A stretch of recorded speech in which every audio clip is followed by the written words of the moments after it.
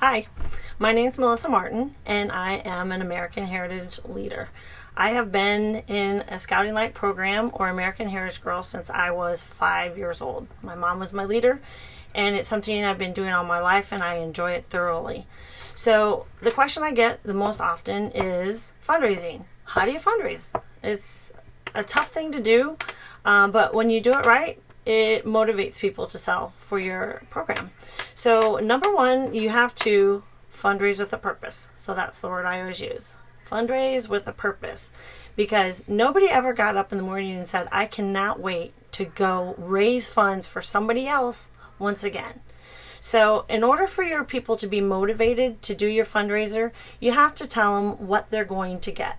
And there's a couple rules that you have to follow, because you do not ever want to be the person that has caused anyone to lose their tax exempt status.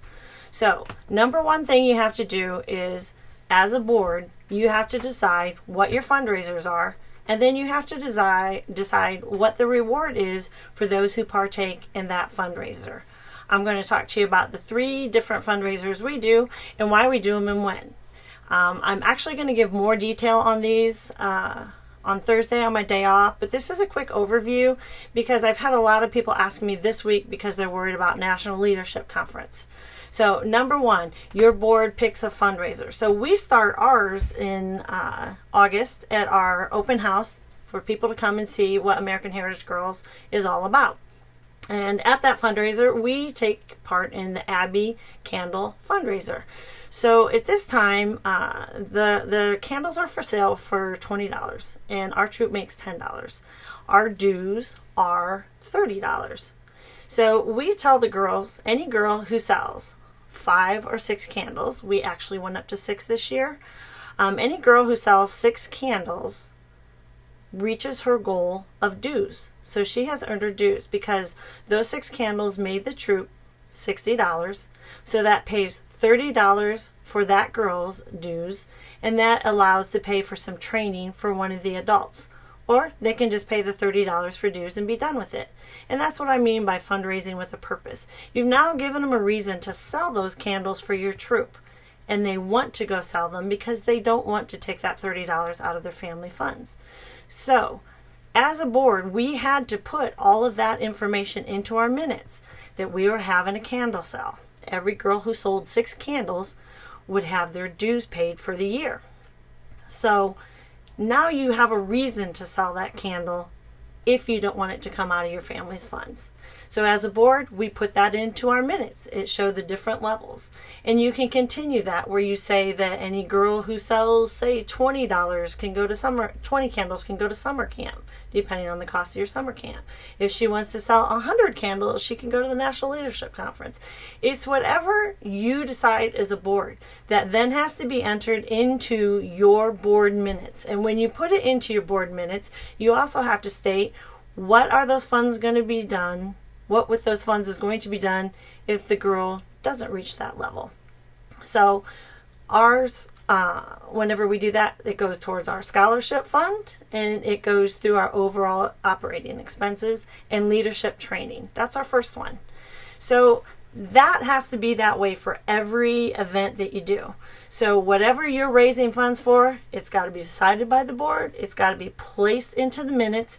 And then our next big step is it goes into our parent packet. And each year, our parents get a packet that talks about everything we promise to them as a troop and everything we expect of them as a parent.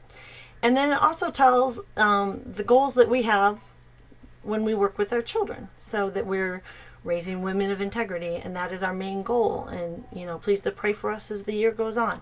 That parent packet gets sent to every parent. The last page is a signature page, and after they read it, they sign it and they give it to us.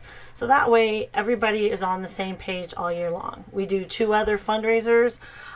We do a flower sale where the funds for that are allowed to generate for the purchase of their summer camp trip.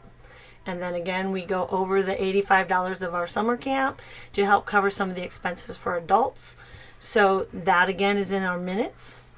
And then we also have a 5K at the end of the year. The 5K actually sets us up for the next year. And what we do there is the 5K, they have to sell so many that pays for next year's registration, and their national fee of $20 for fundraising. And then the leftover amount is then designated towards something else. For the last 3 years, we've been designated leftover funds from our 5K is actually going to the National Leadership Conference, so that hopefully that will be paid for by the troop funds, and we think that's going to happen. So those are your main precursors, and the most important part of fundraising is giving them a reason to fundraise. So follow those rules, set it up by the board, put it in your minutes, put it in your parent packet, get their signature. I know I mentioned scholarship. We call scholarship for people who may come into our troop and don't have the funds. We'll give them a scholarship, and then we'll ask them if they can to donate back what they can afford to throughout the year. We never ever turn any girls away. If they can't afford it, we're going to make sure that we find a way for them to stay on our program, even if it's to support them through the payment of all surplus funds. The reason we do the candle sale also is that when people come to our new troop, it says in our minutes that you can either pay the $30 to be in our troop for the sorry, I'm starting to mumble. I'm tired. It's been a long day. The $30 for our dues, or they can sell the candles. And then there's another amount that they can sell so many candles or extra candles, and then they can pay for their registration with that. But that's for the second year. The first year, they have to pay the registration immediately. But if they want to raise the funds selling candles for their dues and their uniform, then that's in our minutes too, and they can do that, or they can choose not to. So ideally you have one big fundraiser like our 5K that's in May that kind of sets you up for the next year. But you're always going to get new people joining, and when you start talking about the expense of AHG, is it an excellent investment? Absolutely. But is it $26 for registration, $26 to get their new vest, $20 to get their book, $30 to do their dues, and then we have activities coming up.